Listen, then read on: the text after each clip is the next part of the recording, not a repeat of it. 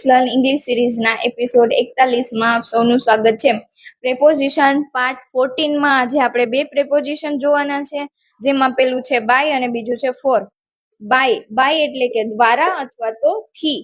ઉદાહરણ જોઉં તો I go to school by bus એટલે કે હું સ્કૂલે ગઈ અથવા તો હું સ્કૂલે ગયો બાય બસ એટલે કે બસ દ્વારા.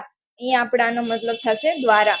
This book was written by well-known writer એટલે કે આ બુક છે એ લખાયેલી છે બાય well-known writer એટલે કે એક જાણીતા અથવા તો પ્રખ્યાત લેખક દ્વારા, એના દ્વારા લખાયેલી છે. તો અહીંયા બાય નો મતલબ દ્વારા અથવા તો થી. બીજો પ્રેપોઝિશન છે ફોર એટલે કે માટે. This gift is for you. આપણે કોઈ માટે ભેટ લીધી હોય તો એને આપણે કહી શકીએ કે આ ગિફ્ટ, આ ભેટ છે એ ફોર યુ એટલે કે તમારા માટે છે. I bought a pen for my sister.